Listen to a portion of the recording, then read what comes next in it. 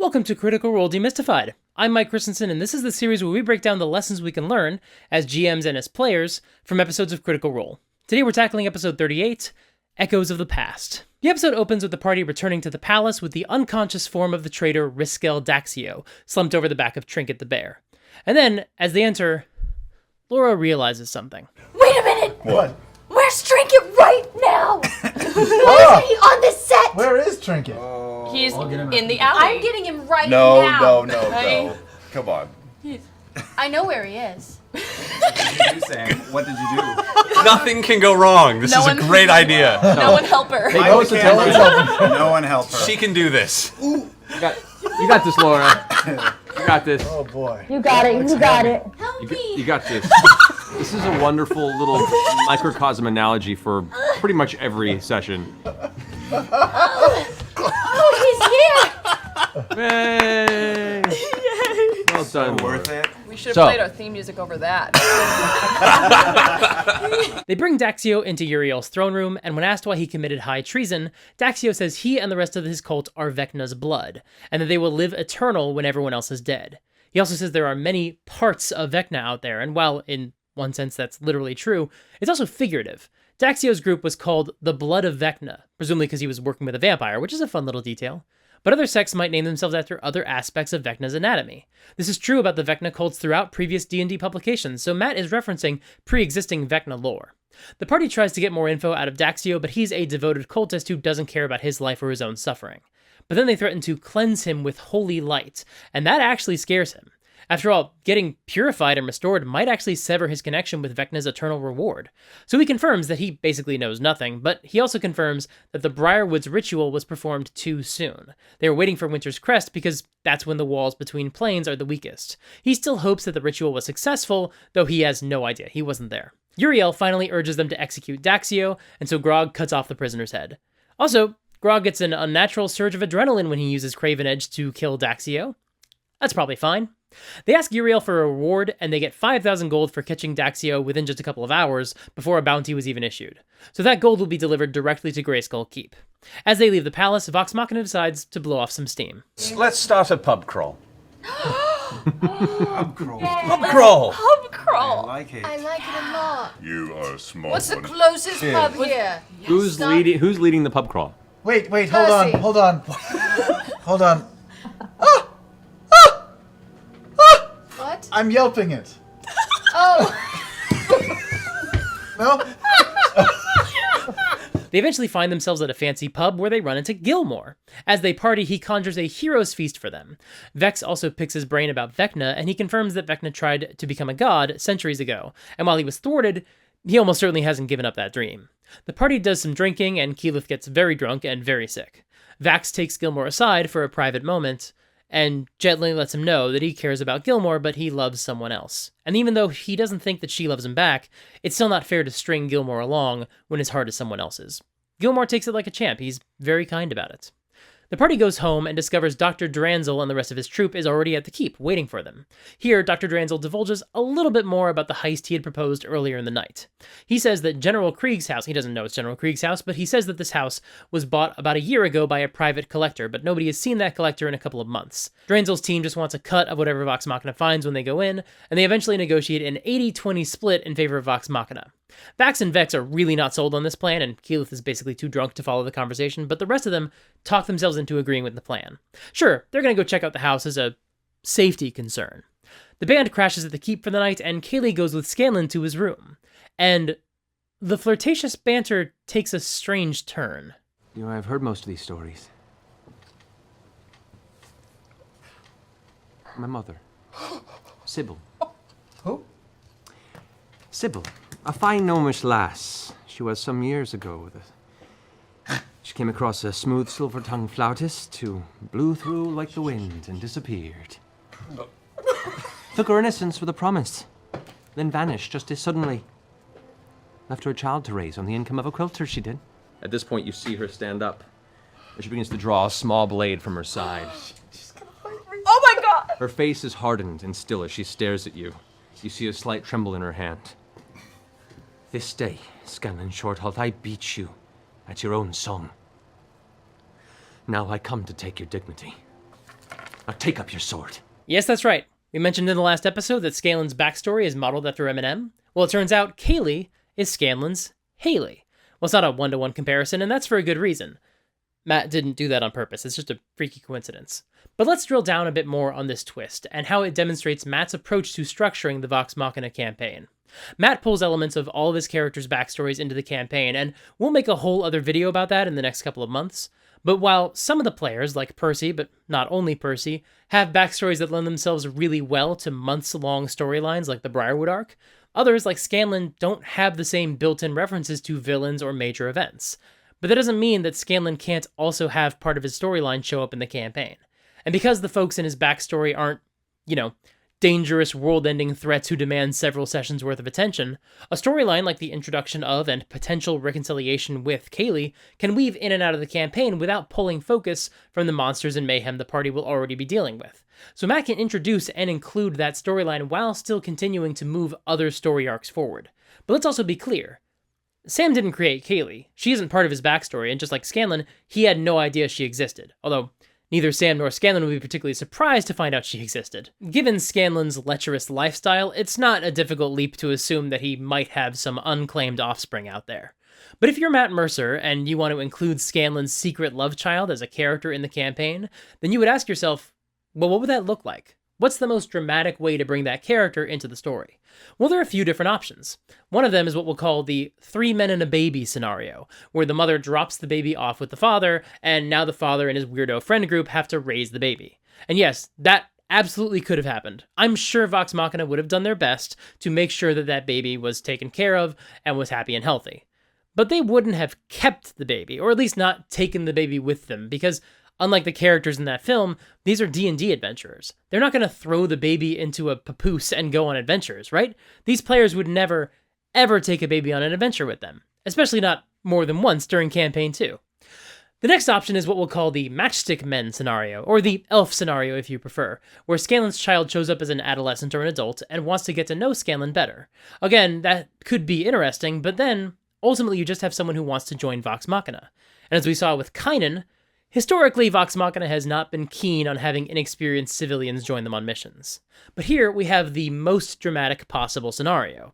Kaylee poses as someone who isn't related to Scanlan, and if he commences with his usual lecherous behavior, she basically gets confirmation about what kind of man he is. Then she can use that to get him into a delicate position and murder him. Because, of course, D&D is a combat game, and so Kaylee is ready to battle Scanlan to the death, and Matt is prepared to roll initiative if Scanlan can't prevent Kaylee from attacking him. But Scanlan isn't heartless, and we get to see him react to Kaylee and offer an apology. I didn't know you existed, and my heart is breaking 100 times now for not knowing it. Every year that you've been alive is a year I could have been a better person and known someone who could have made me a better person, and I'm only sorry that I didn't know it. If there's anything I can do for you from now on, if you are truly my blood, I will. Because among my many faults, ego is certainly one of them, and knowing you're part of me makes me love you even more. Matt has Sam roll a persuasion check, but has Kaylee roll against him, probably an insight check on her part. And even though Sam rolls a 32, she's also a bard, and her result is also pretty high. So his effort doesn't work, and she goes to attack him. But for her attack, she rolls a natural 1. And the way Matt describes this is that she goes to stab Scanlan, but all the strength leaves her, and she falls into a hug instead. She's not forgiving him, but she's conflicted, and she's confused. She leaves his room to go for a walk and collect her thoughts. There's a lesson here as well. Matt ultimately has no idea how the Kaylee storyline will resolve, or how long it will take. And that's part of why he's so willing to leave so much of it up to the rolls of the dice. This is what I think a lot of game masters struggle with. We have these ideas for cool storylines, but honestly, all we can really control is the first scene, the beginning of an arc, or the beginning of a session, or the first round of a fight. And honestly, we're lucky if we can even get through that without the players derailing it. And that's okay, because if we surrender ourselves to the idea that we don't control as much as we might like to think, then we can actually allow ourselves to allow stories to move in ways we don't expect. Trust me, Matt will put his thumb on the scale in plenty of ways, which we'll discuss in future episodes, but he also knows when to give up control and just let the dice have their way with his master plots, and especially with his subplots. The next morning, Scanlan asks Dr. Dranzel if he knew about Kaylee, but doesn't give up the secret just in case he doesn't know. And it looks like, no, he didn't know. No. Also, Vex finds out the 5,000 gold was delivered before they got home, and Dr. Dransel and his crew helpfully held on to it. Just in case somebody robbed the keep. So they bring it out, and Vex sits there and counts the gold, and sure enough, the band eventually hands over another satchel of gold. You gotta separate the gold, just in case somebody robbed the keep with armed guards posted on the walls. They prepare to go to the house, but Keyleth really isn't on board, and in fact seems to think the others are hiding something from her, some detail that they aren't divulging. Interestingly, that's just what the party felt about Dransel in the last episode. And while, yes, there was one minor detail they hadn't heard yet, that nobody had seen the new owner in the few months, well, that was just enough for them to rationalize the mission to themselves. And it's not that those rationalizations are terrible, but I think they all kind of know that they are still going to take some gold, despite their protests that they're just checking out the house. Keyleth hasn't made that same leap. Almost like, and bear with me here, they actually don't have a very good reason to go here. They just think it would be fun and they kind of want to just get some treasure. Now, that doesn't mean that they're actively hiding something from her, as she seems to believe. So while the way that she expresses her frustration might be a bit misplaced, I think the frustration itself is reasonable, because she doesn't see how this adventure might be a good idea, but she reluctantly agrees to go along with it. However, while I can see how they've basically talked themselves into agreeing to a heist, I can also acknowledge that it's not a terrible idea to make sure that it's safe. Because as they discuss the house, they do reference the dragon they slayed and the wall with the eyes and the gems that spoke to them. They do remember the last time they were here, and they know that some hinky stuff was going on. And this is just me going out on a limb, but I honestly think that was the entire point of this mission. That is why Matt put this mission in front of them. They broke into Krieg's house at least a year earlier in the real world, probably longer ago actually. But what happened in that house and what they saw is actually going to be relevant to the next story arc of the campaign. So before Matt deploys that new arc, he wants to make sure the previous relevant adventure is fresh in their minds. And rather than just dropping it into the middle of a previously on Vox Machina recap like a TV show might do, he just integrates the previously on into the story. Now, they had just released the Story of Vox Machina video a couple of weeks earlier, so maybe it was more fresh on their minds than it might have been otherwise. But that probably isn't true in your campaigns, so when you find yourself in a similar situation where you want to make sure that the party remembers a few very specific details from an earlier adventure, then you can just do what Matt does here. Because I maintain that this entire adventure to go and break into this house and see what's going on is just an excuse to jog the player's memories about the fact that General Krieg, a member of the Tal'Dorei Council, was secretly a dragon, and the fact that they slayed that dragon and saw some weird orbs on the wall. And it worked. As I said, the players spend the entire episode frequently bringing up the 4 orbs in the wall, the eye that appeared in one of them, the fact that all those orbs shattered at once, and then, obviously, General Krieg turning into a blue dragon Brimscythe and attacking them, and the fact that they had to kill him. And of course, they remember Grog rage looting from Brimscythe's horde. And presumably, that loot is still in there. So we might as well just go check out the house. They hop the gate and they decide to let Pike pick the door because, again, Vax and Vex aren't exactly on the same page as some of the rest of the party members about this whole plan. So almost as a quiet act of rebellion, Vax lets Pike pick the lock. Although Liam, I think, also just wants to see what happens, much like he wanted to see how Matt might explain Grog's flash of insight in the previous episode. But thanks to Scanlan's inspiration, Pike is actually able to open the lock. They enter and start exploring, and here are some highlights. There's a meal on the kitchen table that is molded over, so whatever happened here, the owner didn't expect it, and given that the table was set for one, he was also apparently alone. The carpet in the foyer is magically trapped and creates a magical cage around Scanlan, which they have to dispel. They find no wealth in the house. It seems like the new owner was in the process of moving and hadn't gotten that far yet. They enter a room that's still untouched from Krieg's days in the house, including mythological tapestries on the walls and a bust of Jaman Sa'ord, the enigmatic ruler of the desert city of Ank'Harel. This city is actually where the class was going to go send Riskel Daxio, and Matt reminds them that it's where their favorite guard, Jarrett, is from.